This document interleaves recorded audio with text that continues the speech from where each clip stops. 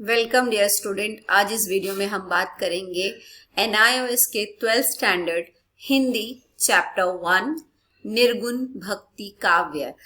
आप इसमें देख सकते हैं भक्ति काव्य जो है निर्गुण भक्ति काव्य कबीर और जयसी के बारे में हम पढ़ने वाले हैं। तो हम जो है जल्दी से शुरू करते हैं। हिंदी साहित्य की एक सुदृढ़ परंपरा रही है। यह एक मनोरंजककारी और सुखद यात्रा के समान है। 10वीं कक्षा में विभिन्न कालों की रचना को पढ़ चुके हैं। ये याद रखना जरूरी है कि हिंदी साहित्य को 4 भागों में बांटा गया है। तो हम जिसे आदिकाल कहते हैं, भक्ति काल, रीतिकाल और आधुनिक काल। इस पाठ में हम भक्ति काल के अंतर्गत निर्गुण भक्ति काव्य परंपरा के 2 प्रमुख कवियों के बारे में पढ़ने जा रहे हैं और जो दूसरे पाठ में हम सद्गुण कवियों के बारे में पढ़ेंगे।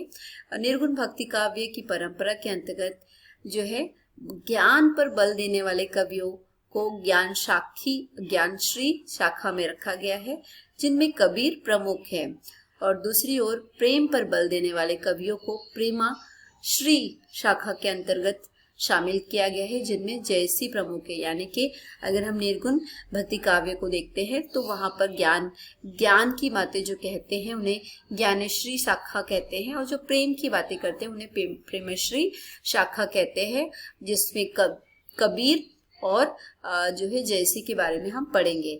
आइए जल्दी से हम इस पाठ के बारे में देखते हैं। तो जैसे पहला दोहा है, सदगुरु की महिमा अनंत अनंत किया उपकार, लोचन अनंत उघाड़िए अनंत दिखावन हार। यानी कि यहाँ पे जो बात है, कबीर ने गुरु की महिमा के बारे में अनेक सखियां भी लिखी हैं, जिनमें गुरु को ज्ञान का श्रोता और ईश्वर के समान या कभी कभी ईश्वर से पहले माना गया है। इन सखियों में गुरु को ज्ञान का श्रोता कहा गया, यानी कि जो है शुरुआत जो है ज्ञान की वो गुरु से होती है। वो ईश्वर के स्वरूप का ज्ञान कराने वाला है, यानी कि हमें ईश्वर के बारे में पता नहीं है, लेकिन गुरु ही जो है हमें ईश्वर के बारे में बताता है। कबीर कहते हैं कि सदगुरु की महिमा का वर्णन शब्दों में नहीं किया जा सकता, क्योंकि वह अनंत है, यानी कि जिसका कोई अंत नहीं है, उसकी कोई सीमा नहीं है। गुरु ने मुझ पर असीम उपकार किया है। उन्होंने मुझे अज्ञान के अंधेरे से निकालकर ज्ञान का मार्ग दिखाया है। तो हमें गुरु जो है बहुत सारे ज्ञान बताते हैं, सिखाते हैं। गुरु ने मेरे ज्ञान चक्षु खोल दिए हैं और मुझे परमात्मा के सच्चे स्वरूप का दर्शन कराया, यानी कि ईश्वर के बारे में जो है बताया। यहाँ पर कबीर दास ये सारी बातें कह रहे हैं। फिर वो कहते हैं जो है सामान्य रूप से हमारी आंखें एक सीमा के बाद नहीं देख पाती, यानी कि हम जो कुछ भी देखते हैं वो सांसारिक ज्ञान है ना। किंतु गुरु के सानिध्य में आने के बाद हमारी दृष्टि व्यापक हो जाती है, यानी कि जब गुरु से हम बातें करते हैं तो हम कुछ अलग तरीके से देखना शुरू करते हैं, यानी हमारी दृष्टि जो है, हमारी आंखें वो चीजें भी देखती है जो हम ऐसे साधारणता नहीं देख पाते। हम सही मार्ग पर चल पड़ते हैं। इसलिए गुरु के उपकार असीम है, जो कि हमारे जीवन को संतुलित और व्यवस्थित बनाते हैं। कबीर ने गुरु को सर्वश्रेष्ठ स्थान दिया है और उन्हें अनंत ज्ञान का भंडार कहा है। वो कहते हैं कि संसार में सबसे सर्वोत्तम जो है वो गुरु है और उनके पास बहुत सारा ज्ञान है। गुरु को सांसारिक बंधनों से मुक्त कराने वाला स्वीकार करते हुए उन्होंने कहा है, गुरु गोविंद दोहु खड़े काके लागू पाए, बलिहारी गुरु आपने गोविंदियो बताए। यहाँ पे कहते हैं कबीरदास जी कहते हैं कि गुरु और ईश्वर, गोविंद यानी ईश्वर, दोनों खड़े हैं, पर मैं किसके पैर पहले पड़ूं, यानी कि मैं किसके पैर पहले छूऊं। तो वो कहते हैं कि गुरु को मैं प्रशंसा करूंगा, क्योंकि उसने मुझे ईश्वर दिखा दिया या ईश्वर के बारे में बता दिया। कबीर ने गुरु महिमा की प्राचीन परंपराओं को आगे बढ़ाया है, गुरु के उपकार को स्वीकार किया है। यह सच है कि गुरु ही अपने अनमोल ज्ञान से हमारे जीवन को संवारते हैं, हमें जीवन जीने की कला सिखाते हैं, जीवन को नई दृष्टि देकर माया मोह, यानी कि हम संसार में रहते हैं तो हम पैसे और संसार के मोह में मतलब हमारे परिवार, प्रेम, इन सब बातों में रहते हैं। लेकिन यहाँ पर वो कहते हैं जीवन को नई दृष्टि देकर माया मोह के जंजाल से मुक्त कराते हैं और ईश्वर की परम आनंदमयी भक्ति की ओर प्रेरणा भी कराते हैं। ओके, तो यहाँ पर जो है वो गुरु की प्रशंसा करते हैं। आज गुरु शिष्य संबंध पर नए ढंग से विचार विमर्श करने की आवश्यकता है। गुरु को उच्च स्थान पर प्रतिष्ठित करके ही हम शिक्षा के विस्तार, ज्ञान के प्रसार और एक नई ऊर्जावान पीढ़ी का निर्माण करने में सफल होंगे। इसलिए कबीर का संदेश हमारे लिए आज भी प्रासंगिक और उपयोगी है। लेकिन आज हम देखते हैं कि गुरु को केवल पढ़ाई तक सीमित किया जाता है, गुरु को हम उतना आदर नहीं देते हैं। अगर आज की जनरेशन या आज की पीढ़ी को हम देखते हैं तो वो शिक्षा लेने के बाद या पढ़ने के बाद वो गुरु को वो आदर सम्मान नहीं देते हैं। लेकिन यहाँ पर कबीर जो है गुरु को सम्मान देने की बात कर रहे हैं। कबीर का मत है कि गुरु से ही ईश्वर के स्वरूप का ज्ञान होता है, इसीलिए गुरु ईश्वर के समान श्रेष्ठ है। हम सभी माया मोह में फंस जाते हैं, इसलिए परम सत्य का एहसास नहीं हो पाता। उसके लिए दिव्य दृष्टि की आवश्यकता होती है। तुलसीदास ने भी गुरु महिमा के संदर्भ में लिखा है, गुरु बिन भावनिधि तरे न कोई, जो बिरजे संकार साम होए। अर्थात कोई ईश्वर और ब्रह्मा जैसा सर्वज्ञ और महाज्ञानी ही क्यों ना हो, बिना गुरु के उसकी मुक्ति संभव नहीं है।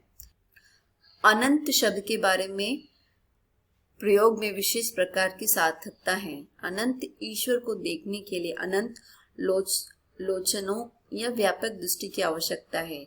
अनंत का मतलब है जिसका कोई अंत नहीं है। गुरु का ज्ञान ही ऐसी दृष्टि प्रदान करता है। गुरु का उपकार भी अनंत है और महिमा या महत्व भी। यहाँ पर हम देखते हैं कि कई दोहे लिखे गए हैं।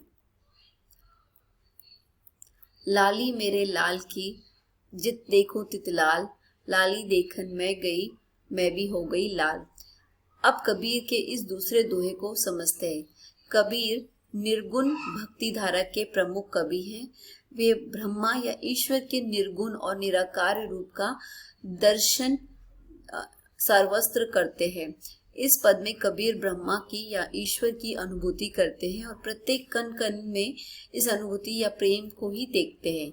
यहाँ ईश्वर के प्रति अनन्य प्रेम की अभिव्यक्ति भी की गई है।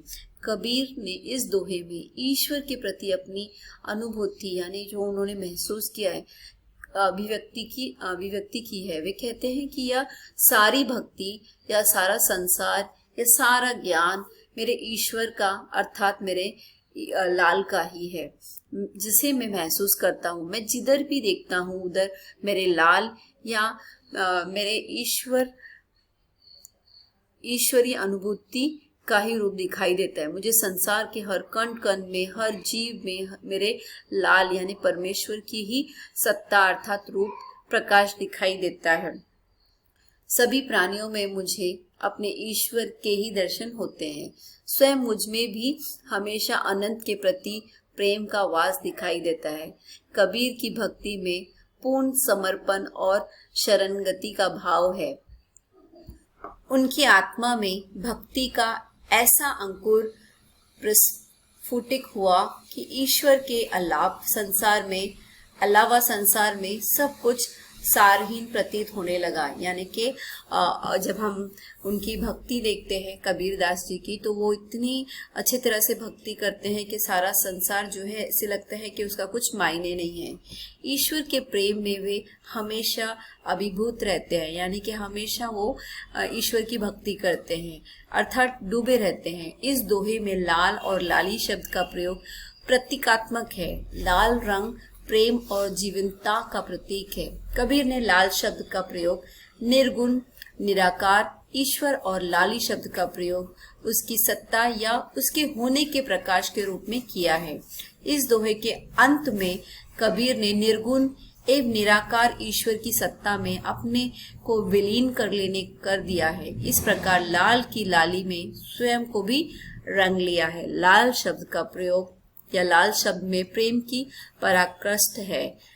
कबीर के एक अन्य दोहे में यही भाव इस तरह कहा गया है। तो हम देखते हैं जिसका कोई आकार नहीं होता है उसे हम निराकार कहते हैं। और कबीर ने दूसरे दोहे में भी इसी तरह की कुछ बातें कही हैं। तू तू करता तू भया, तुझ में रही न हूँ, वारी फेरी बाली गई, जित देखो तित तू। यानी कि कबीरदास कहते हैं कबीर में दासी भाव की भक्ति दिखाई देती है। वे ईश्वर को स्वामी मानते हैं। प्रतीकात्मक पर सरल भाषा में भक्ति का संदेश दिया है। कबीर के विचार में उतर जाते हैं। कबीर को वाणी का डिक्टेटर माना जाता है। उनकी भाषा में अनेक भाषाओं का मेल है। लोक भाषा का सौंदर्य, भावों की गहराई है। उनकी भाषा को सदुकड़ी नाम दिया गया है। कबीर के दोहे को साखी भी कहा जाता है। साखी जो है छंद नहीं है। साखी शब्द संस्कृत के साक्षी को तद्भाव रूप है। साक्षी का अर्थ होता है गवाह। साक्षी वह है यानी जिसे हम विटनेस भी कहते हैं, जिसमें स्वयं अपनी आंखों से सत्य को देखा हो। साक्षी का अर्थ हुआ आंखों से देखे हुए का वर्णन। कबीर ने साखियों में वर्णित तथ्यों का स्वयं साक्षात्कार किया है। यह ज्ञान रूपी या ज्ञान सुनी सुनाई बातें या केवल पोथियों यानी कि लिखी हुई बातों में उपलब्ध नहीं है। अनुप्रसंग अलंकार है। और जिस प्रकार पहली साखी में अनंत शब्द का सार्थक एक सुंदर प्रयोग हुआ है, उसी प्रकार इस दूसरी साखी में भी लाली शब्द का प्रयोग किया गया है। सो स्टूडेंट आप देख सकते हैं यहाँ पे कुछ प्रश्न उत्तर है। तो पहला प्रश्न है कबीर किस काल के कवि थे, तो ये आपको बताना है। यहाँ पे 4 ऑप्शंस है और इनके उत्तर आपको इस पाठ के अंत में भी मिल जाएंगे। कबीर की भक्ति किस प्रकार की भक्ति है, तो ये आपको करना है। कबीर की भाषा को क्या नाम दिया गया है, तो अगर हम देखते हैं तो पहले सवाल का जवाब है कबीर किस काल के कवि है, तो भक्ति काल के। कबीर की भक्ति किस प्रकार की है, तो उनकी भक्ति जो है साख्य या साख्य इसका पहला आंसर है। कबीर की भाषा को क्या नाम दिया गया है, तो सदुकड़ी। ठीक है, आगे हम देखते हैं। यहाँ पे मालिक मोहम्मद जैसी इन कवि के बारे में या इनके बारे में हम अगले वीडियो में देखेंगे। और जो पार्ट 2 होगा उसमें हम अच्छी तरह से इसके बारे में स्टडी करेंगे। और इस वीडियो में हमने कबीरदास के बारे में जो है उनके दोहों के बारे में, गुरु प्रेम के बारे में सीखा और जो है प्रश्न उत्तर आपको करने हैं। ठीक है, अगर आपको मेरे वीडियो पसंद आते हैं लाइक करें, शेयर करें, कमेंट करें। Thank you.